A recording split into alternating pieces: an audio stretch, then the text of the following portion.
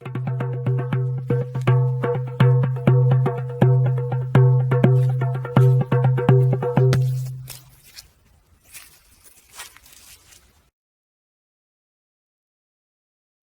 everyone, and welcome back to Mudwalkers. So I'm just going to jump right into it.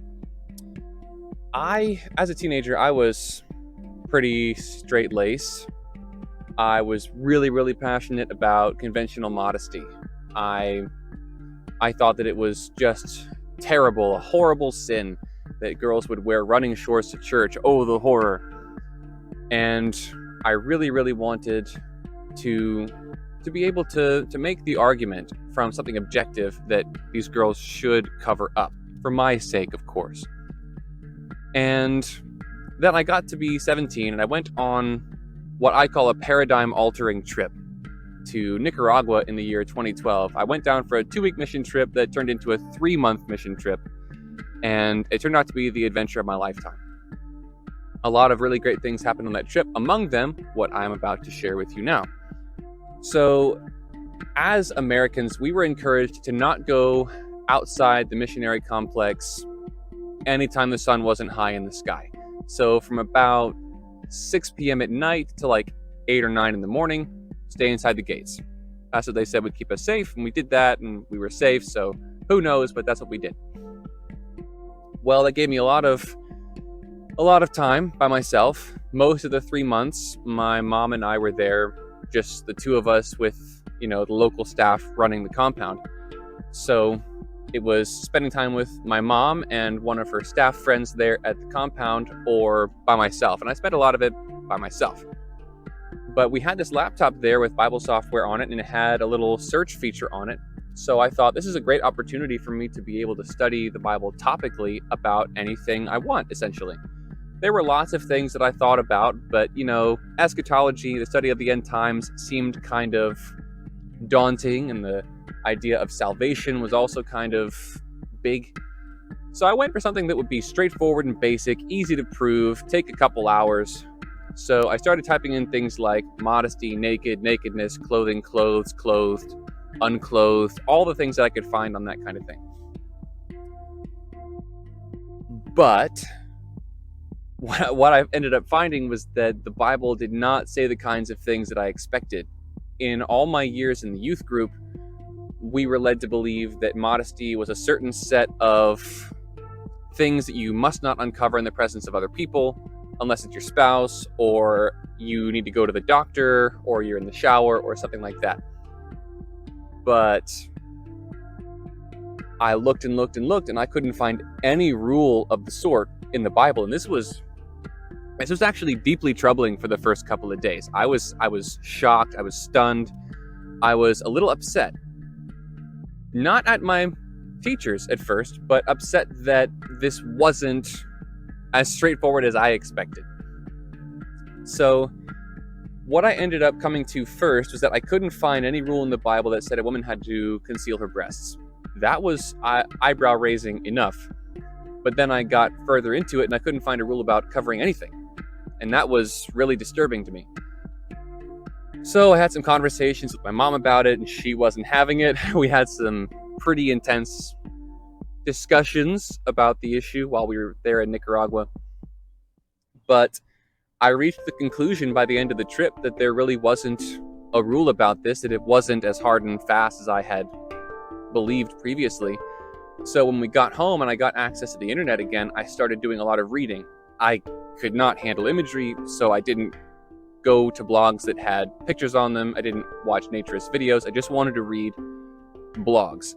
Like The Biblical Naturist by Matthew Neal. I loved that blog. It was really eye-opening for me. And I can't remember whether I got to the blog first or to the Naturist Living Show first, but I ended up consuming both of those. And I went to the Naturist Living Show because there was no imagery. There was no video content. There were no pictures on the podcast app. It was just a podcast. So I listened to it and it was very eye-opening. And what I came to find was that it was unforbidden in the Bible. I knew that going into it, but I also found out that there are lots of health benefits to naturism for your skin, for your brain, your nervous system, circulatory system. There's vitamin D. And then there were psychological benefits that I didn't know about, like normalizing being around other naked people has a profound impact on how you view humanity, how you view the human body, how you interact with people. It's very different. I'll make a whole video about that. But there were all these benefits, and I thought, okay, it's unforbidden, and it's not just healthy, it's beneficial. I've got to look into this further. That was 2012. Well, I was living at home, etc., and my parents weren't wild about me taking their cars to such a place. But then I got married. I moved out the same time. I moved out and got married at the same time. Not that I got married, ... and eventually I moved out. I moved out and got married at the same time. But my wife, she could see that it wasn't a moral issue per se, but she wasn't wild about the idea of me going to a resort. Understandably, from her perspective at the time. But as we talked about it for the first year or so of our marriage, we decided that maybe it was a good idea for me to go to a naturist resort or something to get an idea of what this was really like firsthand.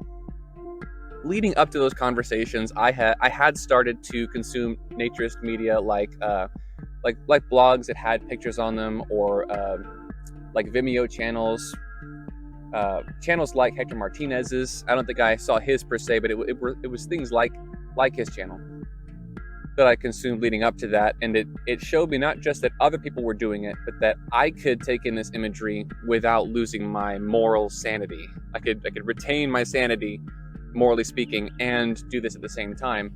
And that was really mind-blowing, really paradigm shifting.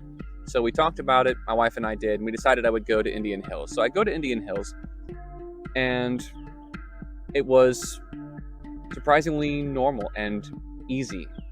Shockingly easy, actually, to just go and be a part of this environment. So I found that it wasn't just unforbidden, wasn't just healthy, wasn't just beneficial, but it was actually doable and surprisingly easy. And from there, I haven't looked back. I guess, as they say, the rest is history. This has been how I got into nudism with this has been how I got into nudism with Chris from Mudwalkers.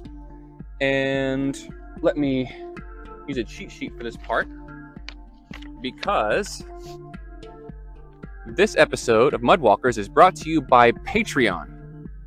Thanks to Nature Him, Todd, Jacob, Brian, Jordan, Benjamin, Jay Sweets, and Alex. Thanks to all my patrons. You guys are helping make this channel possible. Go check out my links down below for Instagram, Facebook, Patreon, Rumble, all the things, Twitter.